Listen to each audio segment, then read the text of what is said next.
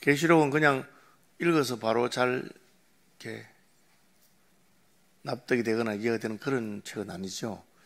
읽으면 약간 이상한, 마치 이 세상에 있지 않는 무슨 판타지 같은 그런 내용이 막 쭉 계속해서 나옵니다. 그래도 여러분이 하나님 말씀을 계속 꾸준히 배우면 어느 순간부터는 이런 건가? 그런 이렇게 마음에 느낌이 올 수 있습니다. 하나님 말씀에 제가 늘 말하는 것처럼 중요한 것은 하나님이 분명히 밝혀놓으셨습니다. 또 어떤 것들은 조금 숨겨놓으신 것도 있고, 그것은 때가 돼야 나타날 것이기도 하고, 또 우리 믿음에 더 깊은 비밀도 있고 그렇게 하기 때문에 그렇게 하신 것입니다. 이게 지금 하나님께서 앞으로 장래될 일을 보여준다 하면서 이제 처음 보여주기 시작하는 게 이제 책이죠. 책.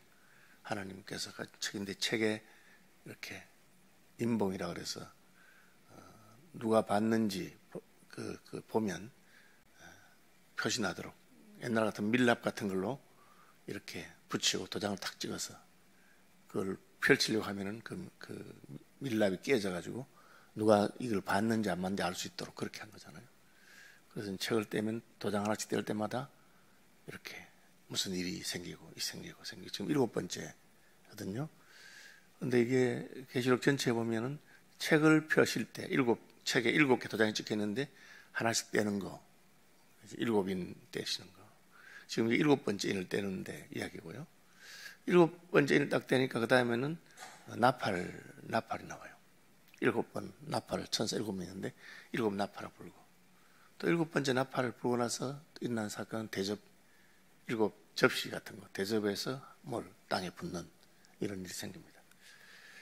그래서 이게 7 인봉, 책을 펴는 거 7번, 그리고 그 마지막에 책을 딱 펴니까 다시 7개 나팔이 나오고, 또 7개 나팔을 다 불고 나니까 다시 7 대접이 나오고, 그렇게 해서 이제 마지막 종말이 끝이 나는 것으로 되어 있습니다.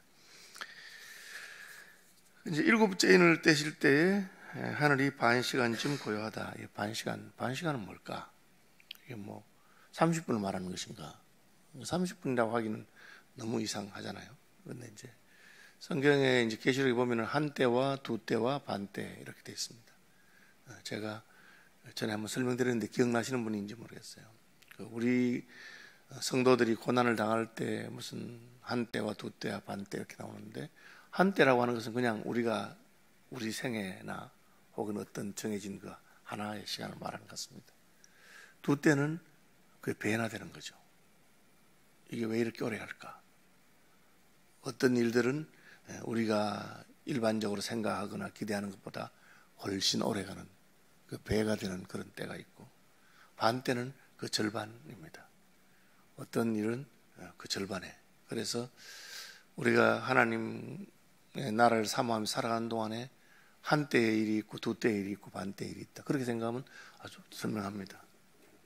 고난도 그냥 우리 한 시절 고난을 당하기도 하고, 어떤 고난은 두 때나 되는 한 때가 아니라 두 때가 되기도 하고, 또 어떤 고난은 그 절반으로 빨리 마치기도 하고 그렇게 합니다. 근데 여기는 이제 반이죠. 반 시간. 그래서 7번째 인을 뗐는데 이 마지막 그 책의 마지막 역사의 마지막 진행은 좀 기다리는 시간이 있습니다. 기다리는데 그렇게 오래 기다리는 건 아니고 우리가 생각하는 것보다는 짧은 반 시간의 고요함이 있습니다. 그 고요함은 무슨 때인가 보니까 하나님 앞에 7 천사가 서 있어 7 나팔을 받았더라. 벌써 우리가 7 인봉처럼 이게 도장을 하나씩 뗄 때마다 무슨 일이 일어나는 것처럼 나팔 하나씩 불 때마다 무슨 일이 일어나겠구나 하는 짐작할 수 있습니다. 그렇죠. 그리고 그런데 고요하게 반 시간 동안 기다리고 나팔은 받았는데 아직 불지 않습니다. 그러니까 왜 이 나팔을 불지 않을까? 왜 이리 기다림이 있을까? 하는데 또 다른 천사가 와서 제단 곁에 서서, 이 제단 하나님께 제사하는 곳이니까 금향로를 가지고 많은 향을 받았으니 이는 모든 성도의 기도와 합하여 보좌 앞 금제단에 드리고자 합니다. 제단 곁에 서 있는 것은 제사장이죠. 제사장의 직무를 담당하는데 하나님의 천사원, 하나님의 사자, 이 천사라는 게 우리 단순히 그냥 천사만 말하는 게 아니고 하나님의 일꾼들을 천사라는데, 심지어 예수님에 대해서 하나님의 사자라고 그렇게 표현하고, 또 사도들도 하나님의 사자, 때 천사, 하늘의 사자 그렇게 표현하기도 합니다. 그래서 제단 곁에 서서 제사 드리는 일을 하는 직분을 가진 천사가 있는가? 제단은 제사와 관련되어 있고 이것은 제사장의 직무를 감당하는 것입니다. 하나님께서 쓰시는 일꾼 가운데 제사장의 직무를 감당하시는 분은 예수님이십니다. 예수님께서 우리의 대제사장이 되셔서 제사장의 직무를 감당하기 때문에 이 일이 예수님과 무슨 관련이 있는 것을 알 수 있습니다. 우리가 일곱 인봉을 뗄 때도 아무도 그걸 뗄 자가 없어서 막 울고 있으니까 울지 말아라. 유다 지파의 사자가 이겼다. 유다 지파의 사자도 예수님 말하는 것이거든요. 그래서 어린 양 같은데, 양 같은데 사자라고 그렇게 아주 모순되는 그런 말하는데, 그 예수님이 그런 분이거든요. 사람 같지만 하나님이시고 하나님이지만 사람의 모습으로 오신 분. 여기도 마찬가지입니다. 천사 하나님의 무슨 부름을 받았는데 제사를 드리는 일 혹은 제단 곁에 서 있습니다. 그래서 많은 주석가들이 이것을 예수님이 하시는 것이라. 앞에 일곱 인봉을 떼는 것하고 비교해 본다면 역시 하나님의 그 종말의 역사나 구원의 역사를 진행하는데 가장 키가 되는 혹은 방아쇠가 되는 그 일로부터 트리거가 되는 그 일을 하는 분이 예수님이신가 보다. 예수님으로 말미암아 구원 역사가 이루어지고 또 예수님으로 말미암아 심판 역사가 진행되는 것을 우리가 알 수 있습니다. 이것은 우리의 큰 위로가 되는 것입니다. 왜? 예수님 우리를 사랑하시는 분이기 때문에. 예수님 우리의 죽으신 분이고 어찌하든지 우리를 위하시는 분이기 때문에 하나님 앞에 가서도 우리 편을 들어주는 분입니다. 그런데 그분이 이 마지막 때의 심판의 역사, 종말의 역사를 이끌어나가는 분입니다. 이단들은 어떻게 합니까? 이런 무슨 제단 앞에 있는 천사라든지 혹은 뭐 어린 양의 모습이든지 유다 지파의 사자를 할 때 그걸 교주가 자기라고 말해야 됩니다. 그래야 백성들이 그 신도들이 자기한테 홀딱하기 때문에. 그런데 성경은 그렇지 않아요. 분명히 이것은 예수님에 관한 표현입니다. 예수님께서 하시는 것입니다. 그러니까 우리는 종말에 어떤 사건이 나타나도 그 사건을 주도적으로 이끄시고 하는 분이 예수님이시구나 하는 것을 알 수가 있습니다. 금향로를 가지고, 향로에 대해서는 계시록에서 이것은 이 향기가 성도들의 기도다 그렇게 말하는 걸 알 수 있습니다. 하나님 앞에 제사를 드리거나 제단을 할 때 향을 피우면 그것을 향기롭게 하기 위해서 하는 거죠. 그래서 우리가 눈으로 보기도 하고 귀로 듣기도 하고 하는데 또 코로 냄새를 맡는데 향기가 있습니다. 그리고 그 구약의 그 성막이나 이런 걸 볼 때 보면은 그 향이 지성소 안으로 들어가요. 예, 성소와 지성소를 가리막고 있는 휘장이 있는데 이게 이제 못 들어가거든요. 하나님이 계시는 곳이기 때문에 너무 두려운 곳입니다. 그래서 제사장도 대제사장만 1년에 한 차례 특별히 속죄 의식을 하기 위해서 양을 잡고 한 다음에 들어가서 하나님 앞에 하는 겁니다. 피를 뿌리고 하는 건데, 그러니까 평소에 못 들어가는 것입니다. 그런데 평소에 늘 들어가는 게 있어요. 뭐가 들어가느냐? 연기가 들어갑니다. 그 지성소 휘장 앞에 향단이 있는데 향을 피우기 때문에 그 연기는 그 휘장 커튼 뒤로 들어갑니다. 그걸 여러분 평면으로 보니까 위로 세운다고 생각해 보십시오. 하나님 위에 있다고 생각하고 성막을 그러면은 위로 올라가는 거죠. 우리는 평면화 있는데 위로 지성소가 위에 있다고 생각하고 그런 것처럼 이 향로는 하나님께 올라가는 겁니다. 늘. 뭐가 늘 올라가느냐? 계시록은 성도의 기도다 그렇게 했어요. 우리가 하나님께 드리는 것 가운데 위로 올라가는 것, 그것이 기도입니다. 향이 올라가는 것처럼 성도들의 기도가 하나님께로 올라간다. 언제? 지금 일곱 인을 떼는 것처럼 일곱 나팔을 불 준비가 다 되어 있습니다. 다 되어 있는데 아직까지 안 합니다. 이런 것은 성경에 하나님께서 무슨 일을 하시기 전에 성도들이 기도하기를 원하십니다. 왜? 그것은 하나님 우리와 함께 하기를 원하기 때문에 우리가 기도함으로 그 일이 시작되는, 오순절날 성령을 보내실 때도 기다리라. 그 기다리면서 전혀 기도에 힘썼습니다. 그리고 딱 때가 되니까 오순절 성령 강림하는 것을 보게 됩니다. 하나님께서는 우리가 하나님의 역사를 우리에게 보여주는 이유가 뭡니까? 우리도 그것을 알고 거기에 참여하고 동력하기를 원하는데 어떻게 할 수 있느냐? 기도함으로 할 수 있습니다. 여러분이 이 시대가 어떤 시대고 이 시대가 지금 어떻게 가야 되겠다는 것이 마음에 하나님께서 깨달음을 주시면 그것을 붙들고 기도해야 됩니다. 지금 요즘 우리가 이제 다음 세대나 뭐 이런 거 놓고 어렵다 뭐 하잖아요. 그러면 이게 지금 교회 다음 세대에 참 힘든 혹은 목사들이 이제 점점 줄어드는 혹은 뭐 이런 시대가 오겠구나 준비해야 되겠다 하면 어떻게 됩니까? 기도하는 것입니다. 7째 인을 딱 떼시니까 지금 완전 다른 세계가 탁 열리는데 나팔을 7개 든 천사들이 딱 서 있습니다. 저 나팔을 불면 무슨 역사의 진행이구나. 그러면 어떻게 합니까? 성도들이 기도합니다. 기도하면 그 향이 하나님께로 올라갑니다. 그 향을 하나님께 올려드리는 분이 있습니다. 누굽니까? 예수님입니다. 우리가 예수 이름으로 기도하면 예수님께서 그거 들고 하나님 아버지께 가서 보고합니다. 향이 올라가니까 이제 일이 시작됩니다. 어떻게 합니까?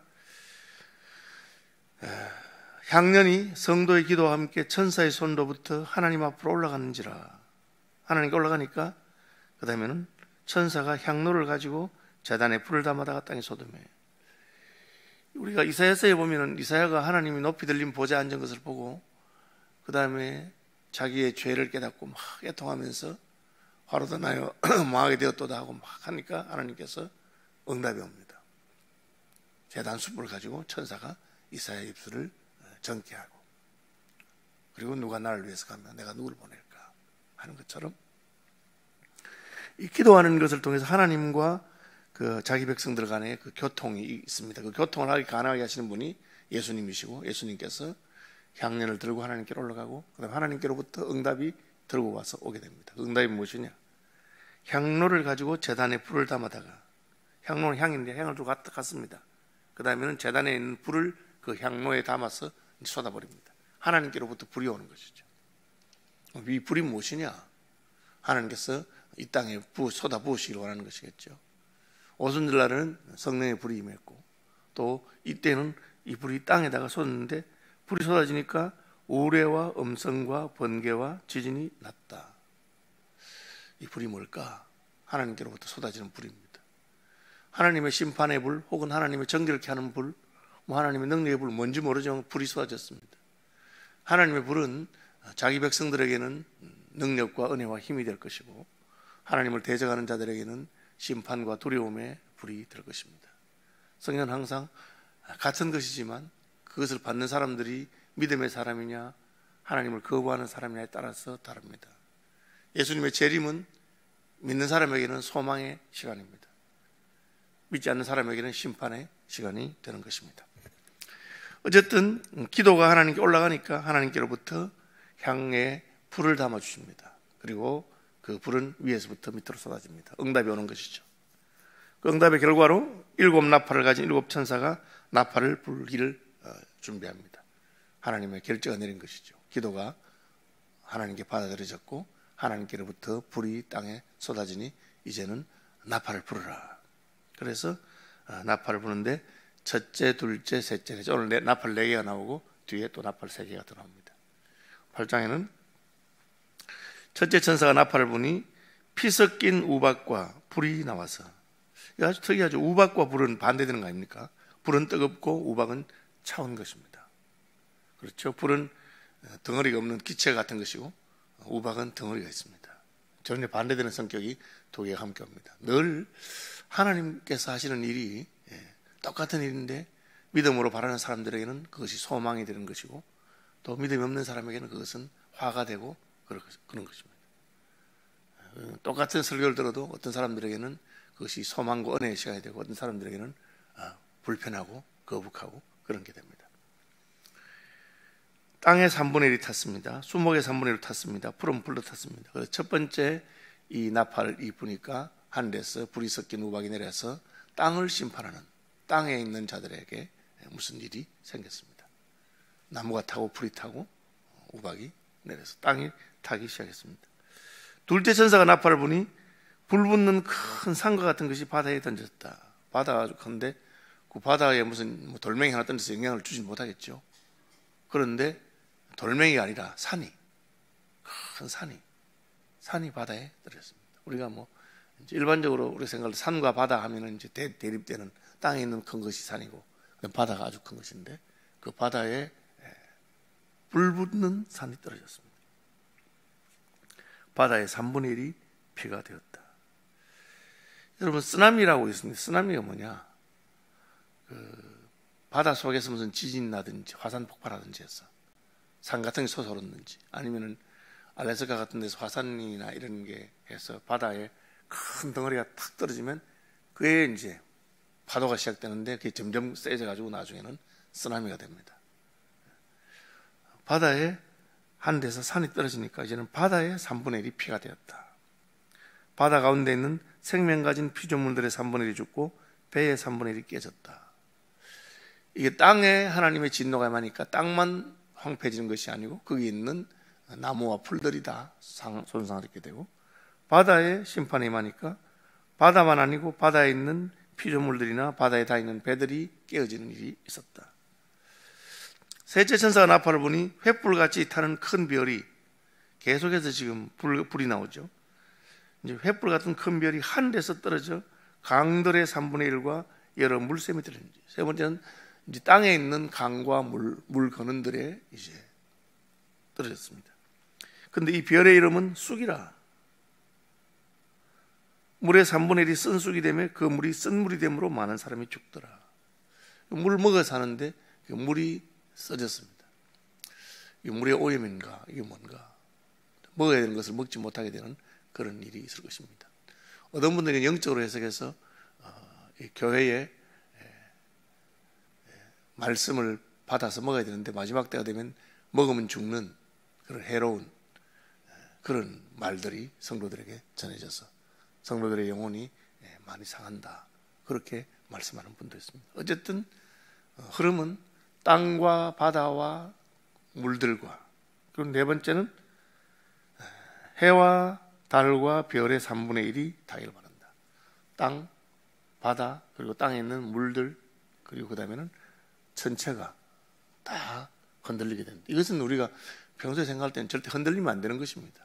다 자기 자리를 지키고 있고, 그리고 하나님께서 우리의 삶에 꼭 필요한 것들입니다. 그런데 그 것들이 우리의 존재의 뿌리가 흔들리게 되는 그런 일이 있을 것입니다. 그것이 하나님께서 나팔을 불면 그런 일이 생깁니다. 이게 지금 우리가 안전하다고 생각했던 것들이 전혀 안전하지 않다 하는 것.